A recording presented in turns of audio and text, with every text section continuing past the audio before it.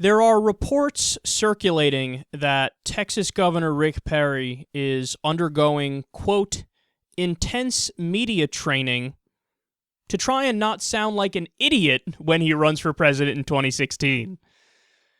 Now, that's embarrassing in and of itself, but it gets even more sad. Quote, experts from think tanks have visited Austin to grill him on a variety of topics. In addition to hostile mock interviews, Perry has been working with speech coaches from a Republican firm run by a former actor with the Royal Shakespeare Company. Okay, here's how you know you shouldn't be running for president. When you don't actually have an ideology and a belief system and policies that you can stand by and discuss at any time. He has to sit down and act it out. He has to pretend to be presidential. He has to sit down across the table from people, and they're supposed to press him. They're going to press him on, what do you think about the TPP? Goodness, what's the TPP again? I don't know. Oh, goddamn, man. We trust this guy? People would trust this guy to run the country? It's so clear that he's an empty suit.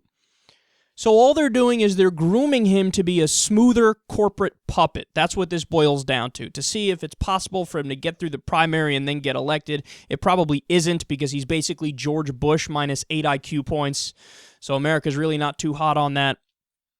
But apparently, the training is not working, because he spoke to the Washington Post, and he's still stupid.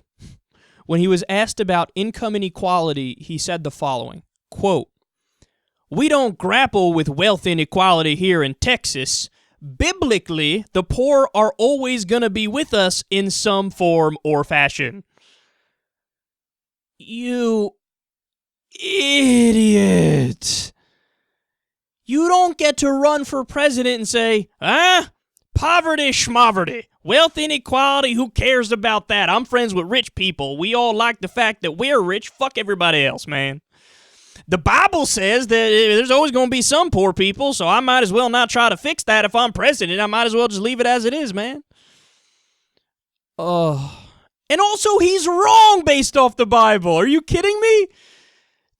If there was one message of Jesus that is clear and above every other message, it's the idea that the poor, the sick, the downtrodden, those are the people who you should look out for in society. Jesus is flat out anti-rich people. I mean, he's to the left of Karl Marx, and he doesn't want anybody to have any amount of material well-being which can be close to being considered rich. There you go. Word salad for you. See, Rick Perry's rubbing off on me already. The message of Jesus is, like the Lazarus story in the Bible, for example. Lazarus didn't get into heaven specifically because he was rich and because God said, well, when you were on earth, you had all the amenities you wanted, so now you're going to go to hell in the afterlife. The poor people who you mocked, the people who you had as slaves when you were on earth, those are the people getting into heaven. You know, what's the saying that everybody brings up? A camel has a better chance of getting through an eye of a needle than a rich person getting into heaven. That's in the Bible. Rick Perry takes that, flips it on its head.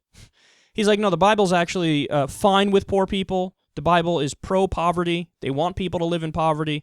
And obviously, as President of the United States, I'm not going to do anything about poverty. Who are we kidding? This clown, again, wants to be president.